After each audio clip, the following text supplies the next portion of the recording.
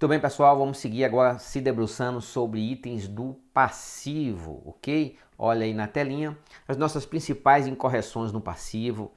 Passivo fictício e passivo oculto são talvez aí os dois mais importantes elementos que a gente acaba se deparando, mas poderemos ter outras possibilidades de fraudes, de distorções no passivo, como o registro de aquisições à vista, como se fosse a prazo. Isso pode servir para poder camuflar um saldo credor de caixa, né? Será o passivo fictício, tem ligação com o passivo fictício, você não tem recurso à vista, né, para fazer esse pagamento e faz como se fosse a prazo, só que na verdade você pagou à vista com recursos do caixa 2. Então são possibilidades também. Simulação de baixas de passivo, promovendo o débito no passivo, afinal é assim que a gente faz a baixa no passivo, né, lançando o débito no passivo, só que num passivo antigo, para poder baixá-lo e criar um novo passivo.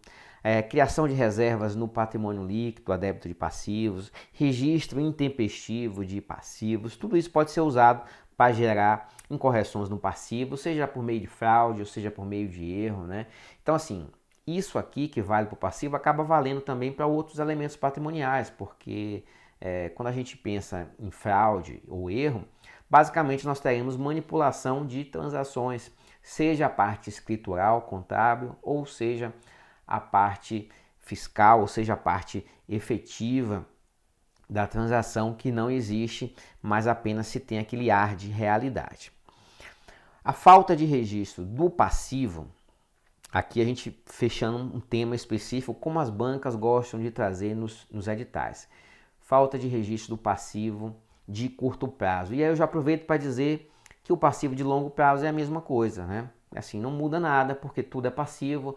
O passivo representa uma obrigação, então a forma de nascer um passivo, a forma de baixar um passivo, o motivo pelo qual surge um passivo é igual, se a gente está falando de curto prazo ou longo prazo, não importa. Então, tudo que você vai ver aqui, você aplica aí ao longo prazo também, ao passivo não circulante.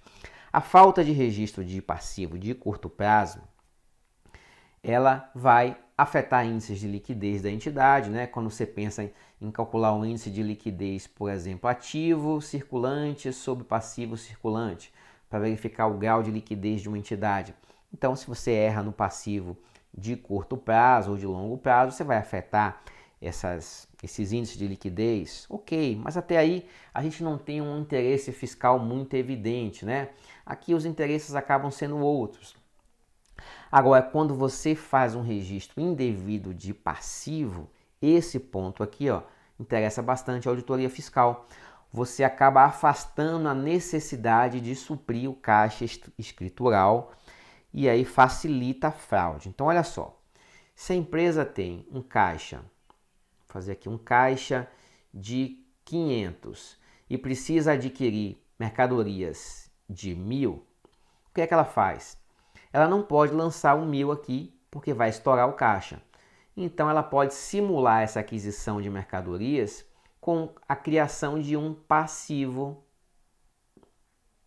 de 1.000. Né? Então, apesar dela ter pago à vista essa aquisição aqui, com os recursos do seu caixa 2, ela, como não pode registrar no caixa, porque estoura o valor do caixa, ela faz o registro de um passivo. Isso é sim uma fraude que importa interesse fiscal com bastante evidência, porque quando você faz os pagamentos criando passivos, você vai afastar a necessidade de suprir o caixa escritural. Então a nossa conta caixa vai deixar de ser necessário receber débitos aqui, ó, porque eu estou pagando com um passivo criado de forma fraudulenta. Então eu vou precisar suprir o caixa mais tarde, mais para frente, quando eu for fazer a baixa desse passivo. Então eu consigo ir postergando aí os efeitos da minha fraude. Como é que a gente vai tratar essa auditoria de passivo, né? Principalmente a falta de registro ou até mesmo o registro? Bom, a falta de registro é um teste para subavaliação. E como é que a gente testa a subavaliação?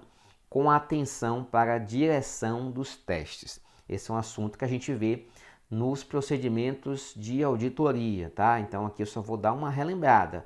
A gente vai abordar esse tema da direção dos testes no módulo de auditoria.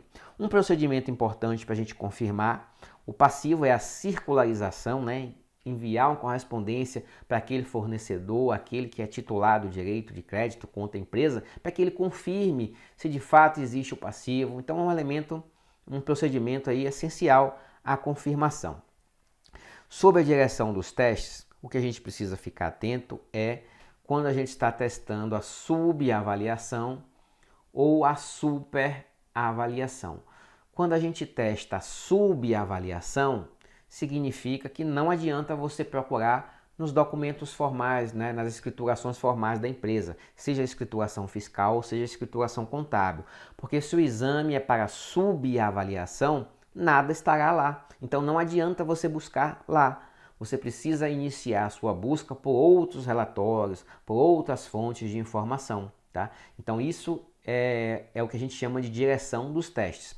Ou a gente vai começar o teste das demonstrações contábeis ou fiscais em direção aos documentos que lhe dão sustentação, ou a gente vai começar o teste pelos documentos em direção às demonstrações contábeis e fiscais.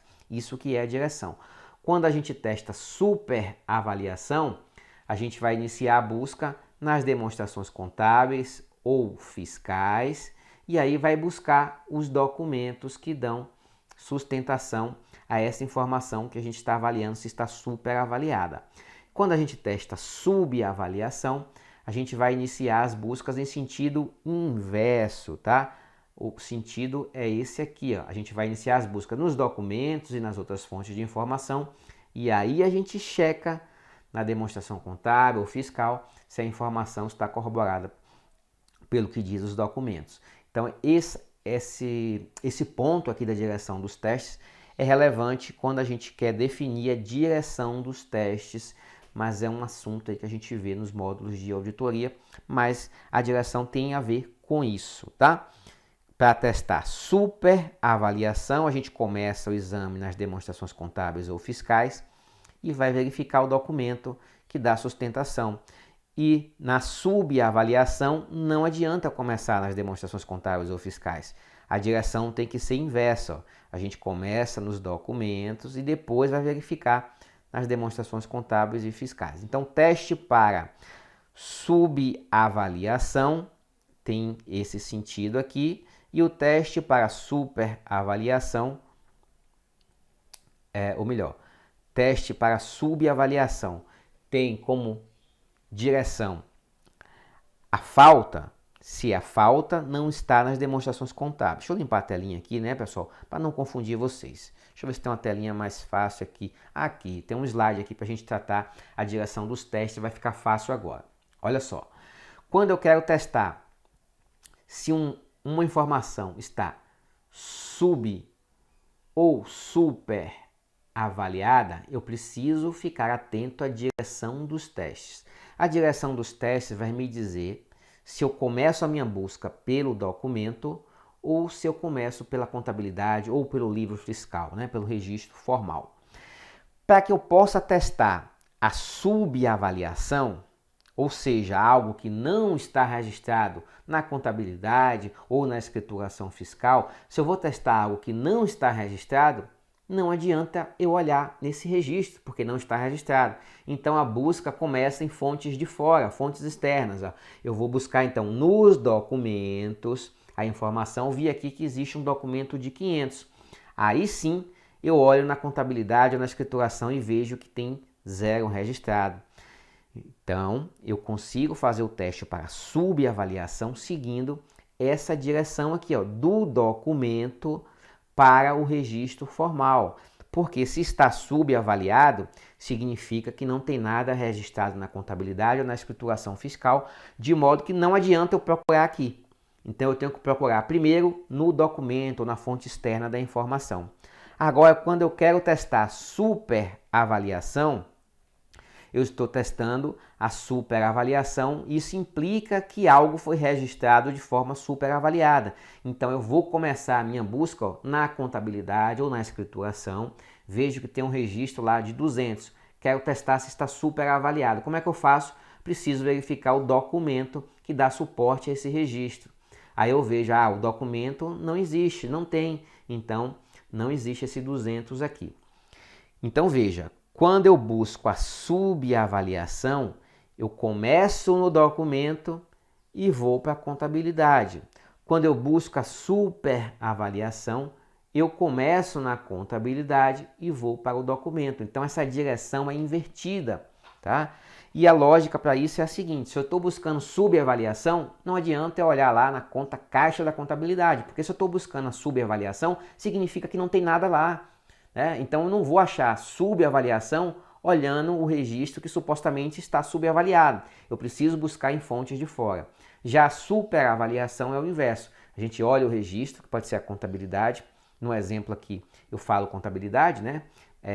Mas pode ser a escrituração fiscal também. Então na superavaliação a gente olha no registro e vai buscar o documento. Então se eu estou procurando excesso de despesas na escrituração fiscal para reduzir o lucro ali, pagar menos imposto de renda, por exemplo. Onde é que está o excesso? O excesso está na escrituração e não no documento. Então eu olho a escrituração e vejo, ó, tem despesa pra caramba aqui. Deixa eu ver os documentos para ver se tem alguma coisa super avaliada, né?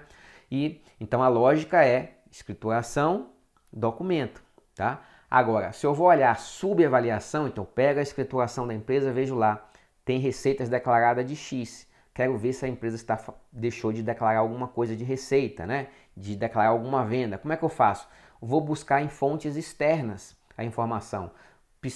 Fornecedores aparentes, vou verificar eventuais notas fiscais que estejam aí no meu sistema, né? Para poder identificar se há omissão. Então, primeiro eu olho no documento, nessas fontes externas, e depois eu confronto com a minha escrituração, com a minha contabilidade. Isso é direção dos testes, tá bom? Então, ó, só para fechar a direção dos testes, tem duas direções possíveis. Documentos, fontes externas em direção à contabilidade, ou o inverso, da contabilidade ou escrituração para o documento. É isso que define a direção dos testes. No caso de falta de registro de passivo, né, a gente vai ter que utilizar isso como falta de qualquer elemento patrimonial que eventualmente esteja lançado. A falta exige um teste para subavaliação. A gente deve partir de outros documentos para a contabilidade. Bom, os passivos fictícios devem ser aí talvez o nosso carro-chefe quando a gente pensa em auditoria fiscal, e eles admitem duas condutas distintas. O que é um passivo fictício? É um passivo que não existe de verdade. É algo que está registrado na contabilidade como passivo, mas não deveria estar em razão de duas condutas distintas que foram levadas a efeito, né? A primeira delas, está sendo mantido no passivo obrigações já quitadas, portanto, não deveriam estar mais, isso é um passivo fictício, e a criação também de obrigações inexistentes faz também surgir esse passivo fictício. Então, duas condutas aí geram o passivo fictício. Quando você quita o passivo, mas não faz a baixa, ou quando você inventa um passivo para poder encobrir omissões de receita ou saldo credor de caixa, tá? Então, o passivo fictício estará sempre associado também à omissão de receitas e saldo credor de caixa. Por quê, pessoal? Olha só como é que surge um passivo fictício. Vamos imaginar aqui, ó. E aí, gostou da aula do professor Arthur Leone? Esse vídeo é um vídeo demonstrativo para que o aluno conheça primeiramente a LAC Concurso e, claro, conheça o nosso grande mestre, professor Arthur Leone, que inclusive é auditor fiscal da Receita Federal. O professor Arthur Leone é um dos melhores professores do Brasil em auditoria. E nós, aqui da LAC Concursos, nós produzimos um curso online super competitivo em videoaulas, completaço de auditoria e também, digo para vocês, e também para aquela questão de nota fiscal eletrônica, SPID e assim por diante, aqui na LAC Concurso. Esse curso nosso, completaço, você assistiu apenas um pequeno pedaço da aula, em torno aí de 20% e 30% da aula, mas a aula toda nós temos o nosso módulo, nossa isolada. Tem um link aqui que você vai se matricular diretamente neste curso aqui, nessa isolada do professor Arthur Leone. Professor, quanto custa? Cara, super promoção, gravado tudo em 2022, atualizado. Isso aqui serve para a Receita Federal, isso aqui serve para qualquer concurso de auditoria, qualquer concurso de Secretaria de Fazenda também, que cobra muito, fiscal, auditor, por apenas olha aí, R$ 95, é isso mesmo, R$ 95 você vai ter direito aí a esse curso, essa isolada completa do professor Arthur Leone. Gostou? Então clica aqui embaixo. Venha estudar conosco, venha conhecer nosso trabalho aqui na Lá Concursos, que você não vai se arrepender. Um forte abraço, fique com Deus, tchau, tchau.